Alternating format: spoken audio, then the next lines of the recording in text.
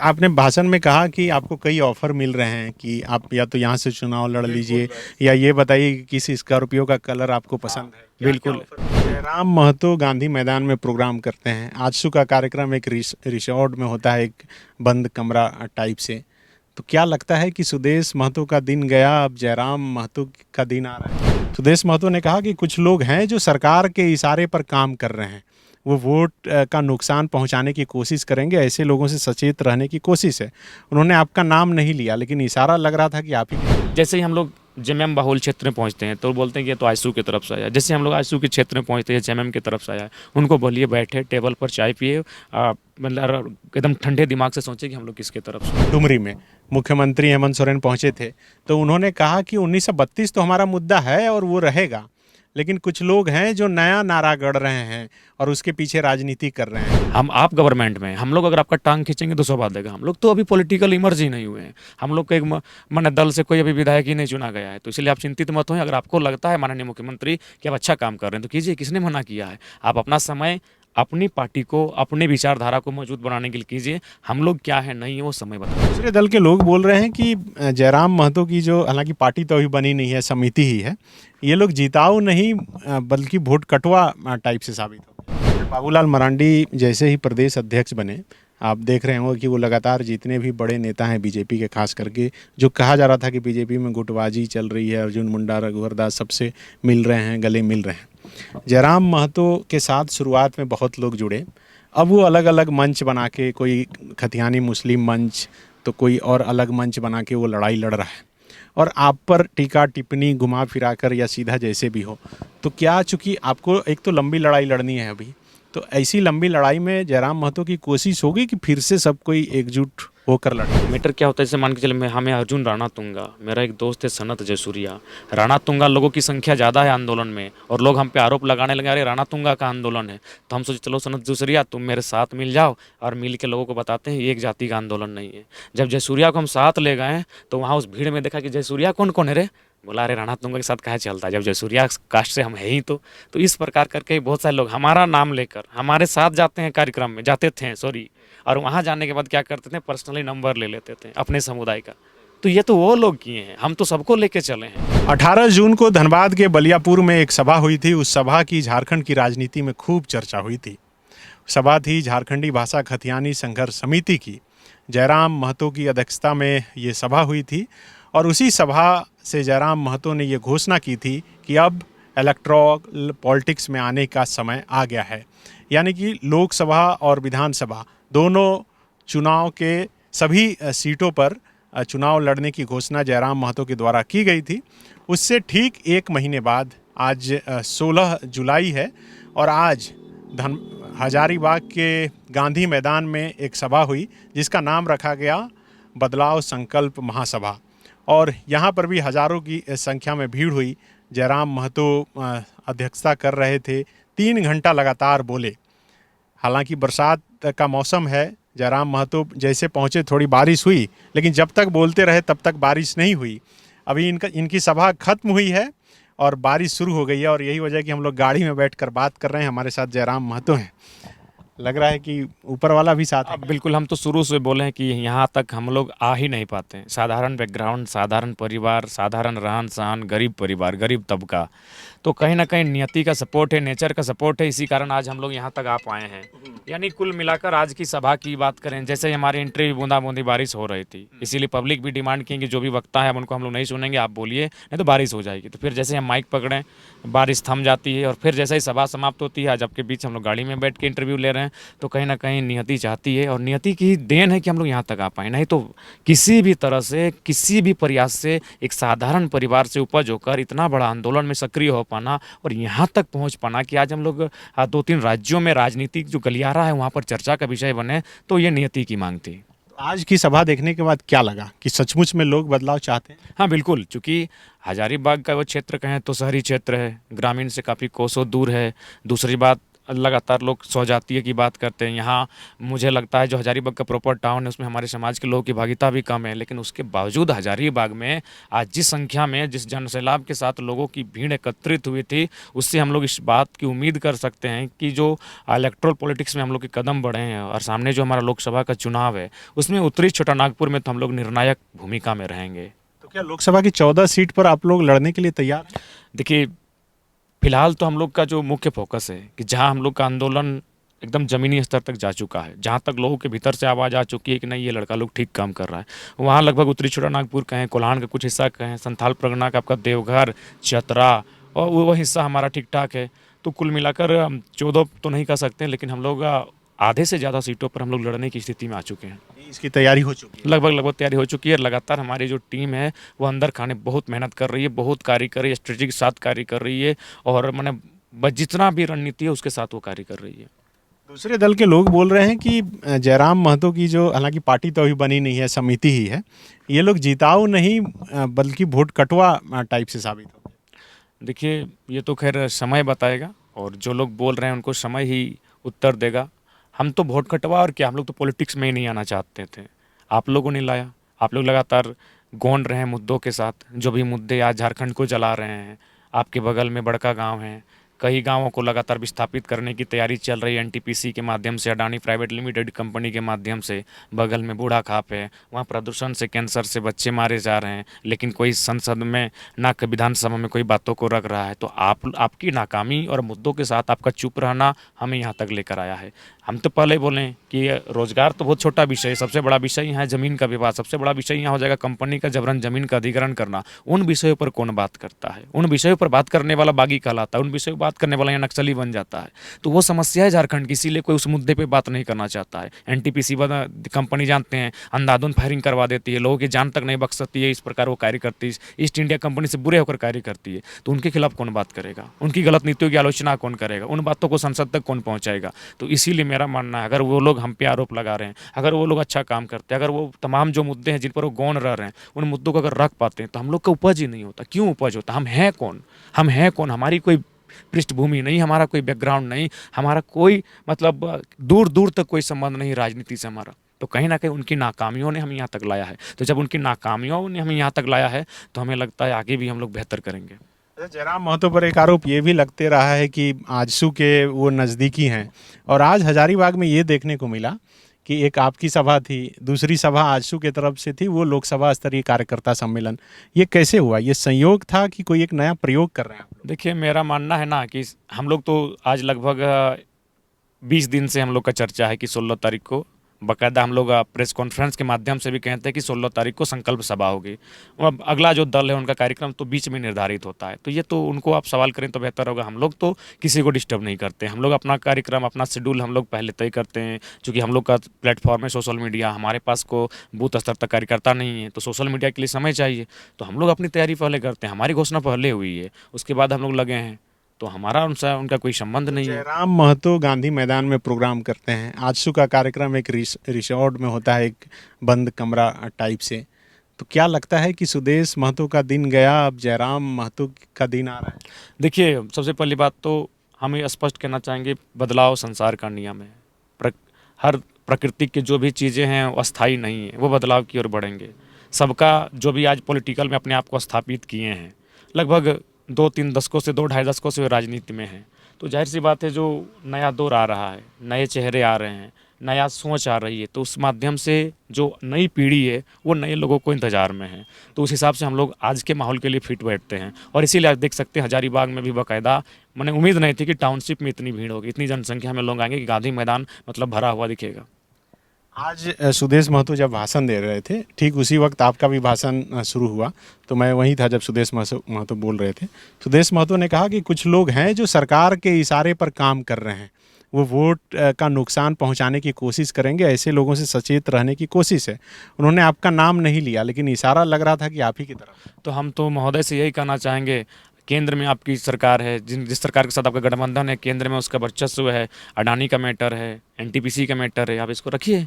आपके सांसद हैं, उनके माध्यम से रखवाइए कि लोकसभा के भीतर इन बातों को, तो आप के उनका कहने से नहीं होगा। आज जनता चीज़ों को समझती है, और उदाहरण के लिए जैसे ही हम लोग जेएमएम बहुल क्षेत्र में पहुंचते हैं तो बोलते हैं कि ये तो आईसू की तरफ से आया है। जैसे हम लोग आईसू के क्षेत्र में पहुंचते हैं जेएमएम की तरफ से आया है, उनको बोलिए बैठे टेबल पर चाय पिए, मतलब एकदम ठंडे दिमाग से सोचे कि हम लोग किसके तरफ से हैं। वे लोग ये आरोप चलेंगे। आरोप इसलिए भी है क्योंकि पहली बार कोई एक आवाम ऐसी खड़ी हुई है जिसमें चंदा नहीं चलता है, जिसमें लोग अपनी भावना से अभी तो देखिए महिला लोग किसी को लाना भी नहीं। हाँ हमें लाना भी नहीं पड़ता। अभी जो महिला लोग थी आप देख सकते हैं, उन लोग बोली कि 10-10 रुपया करके चंदा करके आई है। अभी बूढ़ा खाप की महिला है, 10 रुपया चंदा 10-10 रुपया चंदा करके आई है और गाड़ी करके आई है। तो सोच सकते हैं कि मतलब क्या जुनून है उन लोगों का। तो ये चीज़ें उनको मने खाई जा रही है कि ये कैसे पॉसिबल है। तो ये पॉसिबल सिर्फ दर्द के कारण, लोग दुखी हैं झारखंड के। जयराम महतो मंच से बोलते हैं कि हम शहीद का बेटा है, क्रांतिकारी का बेटा है, लेकिन आज सुदेश महतो भाषण दे रहे थे तो वो बोल रहे थे कि कुछ लोग हैं जो टायर चलाकर खुद को क्रांतिकारी बता रहे हैं। इशारा लग रहा था कि आपकी तरफ ही है। देखिए हम लोग टायर जला के नहीं आए हैं, हम लोग अपने विचारों के साथ आए हैं। जो हम लोग के पास शिक्षा है, जो हमारी जानकारी है, और सबसे खास बात जो निडरता है, बेबाक तरीक़ों से हम लोग बात को किसी के सामने रख देते हैं तार्किक होकर। तो उस कारण हम लोग यहाँ तक आए हैं, टायर जला कर नहीं आए हैं। हम लोग को टायर जला कर आना हो तो टायर जलाने वाले फिर टायर के जलने के साथ साथ उसकी जैसे जैसे आग की लपटें कम होती गई वो समाप्त होते गए। हम लोग आज भी दहक रहे हैं। तो रीज़न है कि हम लोग जो तैयार हुआ है हमारे पीछे वो कहीं ना कहीं नियति की मांग है। जयराम महतो का उदय कहीं ना कहीं भाषा का जो आंदोलन था वो उससे हुआ। उसके बाद 1932 खतियान का आंदोलन, और अब नियोजन 60-40 का जो एक नारा दिए हैं उसकी ओर बढ़ रहा है। अभी बेरमो में उपचुनाव होना है, डुमरी में मुख्यमंत्री हेमंत सोरेन पहुंचे थे तो उन्होंने कहा कि 1932 तो हमारा मुद्दा है और वो रहेगा, लेकिन कुछ लोग हैं जो नया नारा गढ़ रहे हैं और उसके पीछे राजनीति कर रहे हैं। हम तो आगे बढ़ने के लिए अभी 2 कदम पीछे बढ़े हैं। मतलब एक बार तो विधानसभा में बोले थे और फिर से बोले, तो वो तो बोल रहे हैं कि 1932 पर वो कायम है और यही वजह है कि कैबिनेट के बाद विधानसभा से पास किए और आगे भेजे, फिर लौटा है तो फिर उसको मानसून से हम लोग मानसून सत्र में लाएंगे। तो देखिए वो तो तब तो आपको चिंता करने की आवश्यकता नहीं है। जो इंसान अच्छा काम कर सकता है, उसको लगता है कि हम कॉन्फिडेंट हैं, तो फिर आप अपना काम कीजिए ना। कौन आपकी टांग खींच रहा है, क्यों? जनता जवाब देगी। यदि आप अच्छा काम करके निकल जाएंगे तो हम लोग का इमर्ज ही नहीं होगा, किसी प्रकार से हम लोग इमर्जिंग नहीं होंगे। आप अच्छा काम कीजिए, दूसरों को टांग क्यों खींच रहे हैं? आप गवर्नमेंट में हैं, हम लोग अगर आपका टांग खींचेंगे तो स्वाद देगा। हम लोग तो अभी पॉलिटिकल इमर्ज ही नहीं हुए हैं। हम लोग को एक माने दल से कोई अभी विधायक ही नहीं चुना गया है। तो इसलिए आप चिंतित मत हों। अगर आपको लगता है माननीय मुख्यमंत्री कि आप अच्छा काम कर रहे हैं तो कीजिए, किसने मना किया है? आप अपना समय अपनी पार्टी को, अपने विचारधारा को मजबूत बनाने के लिए कीजिए। हम लोग क्या है नहीं है वो समय बता देंगे। अच्छा, कई लोग ऐसा बोल रहे हैं कि जयराम महतो जो है थोड़ी जल्दबाजी कर दी है, चुनावी मैदान में आने की घोषणा अभी नहीं करनी चाहिए। आपने इसके पीछे कुछ मेहनत किया था, कुछ रणनीतिक रूप से सोचा था, उसके बाद घोषणा की कि अचानक से ऐसा हो? नहीं, हम लोग कुछ भी करते हैं। जैसे हम लोग विधानसभा घेराव गए हैं तो लगभग 120 जनसभा की हैं। फिर उसके बाद जब हम लोग गए थे आपका मैंने सत्याग्रह के लिए तो लगभग 8 दिन में, सॉरी 5 दिन में 39 सभा किए थे। तो लोगों से हम रायशुमारी ले लेते हैं कि हम लोग ये स्टेप लेने जा रहे हैं। तो क्योंकि लोकसभा नज़दीक था, आखिर लोकसभा में भी हमारी बातों को रखना बहुत ज़रूरी है। क्योंकि आज जो विषय केवल राज्य का नहीं है, आज जहाँ भी देखिए अंधाधुंध हमारे जल जमीन जंगल, हमारे खेत खलिहान लूटे जा रहे हैं। और बोले तो बड़का गांव आने वाला दिन में मुझे लगता है खंडहर बन के रह जाएगा। क्यों? क्योंकि कोई लोकसभा में इनकी बातों को रखने वाला नहीं है। तो इसीलिए हम लोग को लगा कि हम लोग केवल पॉलिटिक्स करने के लिए नहीं आए हैं, हम लोग मुद्दों को एक पटल में, हाउस में रखने के लिए आए हैं। तो उसके लिए हमें लोकसभा भी जाना होगा। लोकसभा इसलिए भी जाना होगा, अभी कुछ दिन बाद हमारे बूढ़ा खाप की जो दीदी लोग हैं वो आंदोलन करने राज्यपाल से मिलने के लिए जाएंगे। क्यों ना? वहाँ फैक्ट्री से प्रदूषण आ रहा है, एक छोटा सा बच्चा का कैंसर से डेथ हो जाता है। तो पर जनप्रतिनिधि बात को रखते नहीं है। इसी कारण हम लोग का आज उदय हुआ है।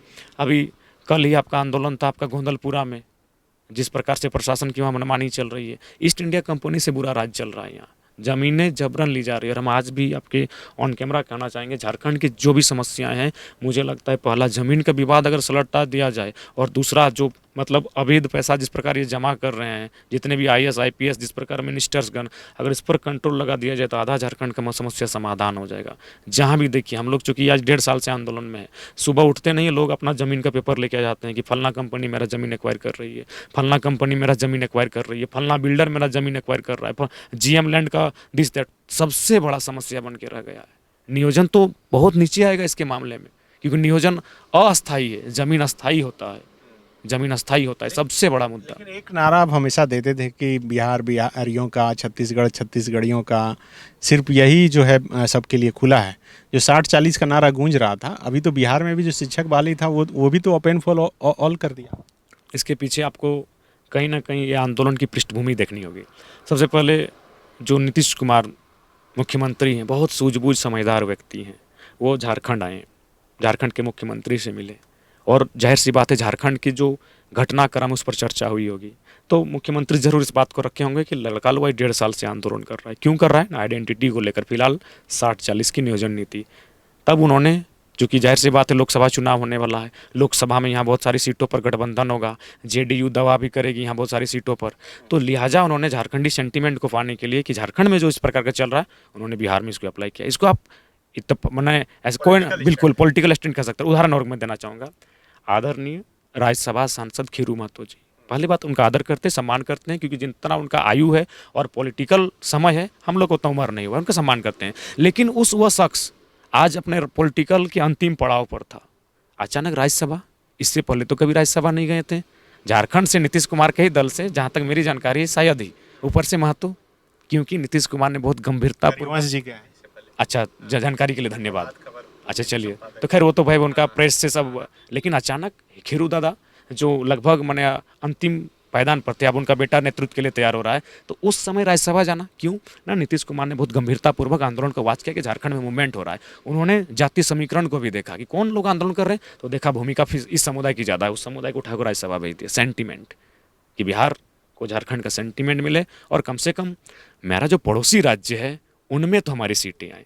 ये नीतीश कुमार की एक बहुत सुंदर प्लानिंग है, इसलिए इस आंदोलन को आपको मानना होगा। अच्छा, बाबूलाल मरांडी जैसे ही प्रदेश अध्यक्ष बने, आप देख रहे होंगे कि वो लगातार जितने भी बड़े नेता हैं बीजेपी के, खास करके जो कहा जा रहा था कि बीजेपी में गुटबाजी चल रही है, अर्जुन मुंडा, रघुवर दास, सबसे मिल रहे हैं, गले मिल रहे हैं। जयराम महतो के साथ शुरुआत में बहुत लोग जुड़े, अब वो अलग अलग मंच बना के, कोई खतियानी मुस्लिम मंच, तो कोई और अलग मंच बना के वो लड़ाई लड़ रहा है, और आप पर टीका टिप्पणी घुमा फिरा कर या सीधा जैसे भी हो।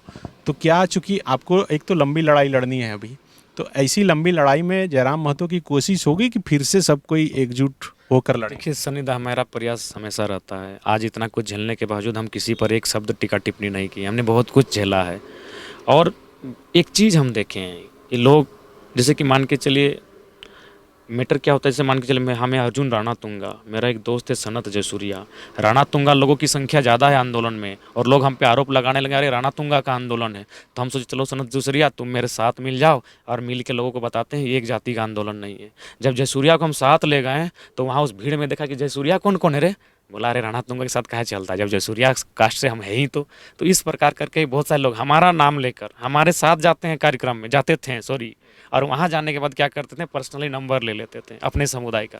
तो ये तो वो लोग किए हैं, हम तो सबको लेके चले हैं और आज भी लेके चल रहे हैं हम तो हमेशा। लेकिन कुछ लोग हैं जो बहुत जल्दी रिजल्ट चाहते हैं, जो बहुत जल्दी नेम फेम चाहते हैं। ऐसा नहीं होता है, हम नेम फेम कभी नहीं चाहें। आज मेरा भी सोशल मीडिया अकाउंट है, आज कभी भी हम अपने बारे में ना कभी पोस्ट करवाएं ना कभी खुद से पोस्ट करते हैं, लेकिन लोग जो है इस चीज़ का धीरज नहीं रख पाते हैं। तो इस कारण आज कहीं ना कहीं थोड़ा सा हम भी स्वीकार करते हैं कि जो कुछ साथी आए और उन लोग पॉलिटिकल दल से थे, इस बात को भी मानना होगा, वे लोग पॉलिटिकल दल से थे। कोई जिला के पद पर रह चुका है, कोई मैंने चुनाव में भी लड़ चुका है, भागीदारी रह चुकी है। लेकिन आप कोशिश करेंगे कि एक बार फिर से सब? हाँ, हमको क्या है, हम लोग तो लगातार अपने आप को सेक्रीफाइस किए हैं, लगातार हम लोग सहे हैं, आगे भी सह लेंगे। लेकिन हाँ भाई, विश्वसनीयता होनी चाहिए। अगर विश्वसनीयता नहीं रहेगी तो फिर बाबूलाल मरांडी का हाल होगा, आपके दल से चुन के जाएंगे और फिर कहीं और चले जाएंगे। अच्छा, आपने भाषण में कहा कि आपको कई ऑफर मिल रहे हैं कि आप या तो यहाँ से चुनाव लड़ लीजिए, या ये बताइए कि किस स्कॉर्पियो का कलर आपको पसंद है? बिल्कुल, देखिए नवंबर का महीना था, एक कंपनी के मैटर को लेकर विवाद था, तो उसमें हमारे एक साथी को बाकायदा फ़ोन आया था और बोला कि ऑफ़र किया गया था। हम बोले नहीं, हम अन्याय के खिलाफ लड़ने के लिए आए हैं। अगर इस प्रकार करेंगे तो मेरा डाउनफॉल भी स्टार्ट हो जाएगा। दूसरा बात, लोग उम्मीद कैसे करेंगे, किस पे उम्मीद करेंगे? तो इस प्रकार के ऑफर आए। लोकसभा लड़ने के लिए भी पार्टियों से ऑफर आया है, लेकिन हमने कहा कि नहीं, हम लोग जो सिद्धांत है उसके साथ चलेंगे। समर्थन देना वो जनता से पूछ के देंगे, दिल्ली में जाके देंगे। विपक्ष में बैठने बोलेंगे विपक्ष में बैठेंगे, सत्ता में जाने बोलेंगे सत्ता में जाएंगे, जनता तय करेगी। अब तक थोपे हुए लीडर आते थे, अब जनता से पूछ कर कार्य करेंगे।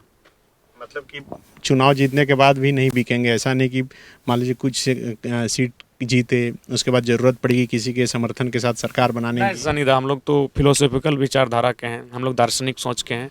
जैसा होगा परिणाम बुरा होगा, कोई दिक्कत नहीं, संघर्ष होगा, खत्म हो जाएंगे, मतलब नहीं है, लेकिन सिद्धांतों से समझौता नहीं होगा। जहाँ हम लोग हैं वे लोग अगर हमारे सिद्धांत को समर्थन करते हैं, सिद्धांतों को समझते हैं, उसे अगर अपने मैनिफेस्टो में जगह देते हैं तो अलग बात है। हम अपने सिद्धांतों के साथ समझौता नहीं करेंगे। और बाकायदा तो हम लोग चुनाव जब लड़ेंगे, आप देख लीजिएगा, हम लोग कोर्ट एफिडेविट के साथ रहेगा कि हम लोग अपना जो मैंने एमएलए एमपी का पेमेंट है, अगर जीत जाते हैं तो उसमें भी 50% जनता में बांट देंगे। वो बाकायदा कोर्ट एफिडेविट रहेगा, उसकी जो भी प्रक्रिया है कानूनी, वो चीज़ पर हम लोग चर्चा कर भी चुके हैं। बहुत शुक्रिया। ये थे जयराम महतो, और जयराम महतो किसी परिचय के मोहताज नहीं थे, उन्हें आप सुन रहे थे। बायोम जो है मेडिकल प्रिपरेशन का एकमात्र संस्थान, जहां है complete digital classrooms, video lectures, student tracking system, library facility and 100% result oriented rankers batch. Biome Hinoo एवं नगरा टोली, रांची।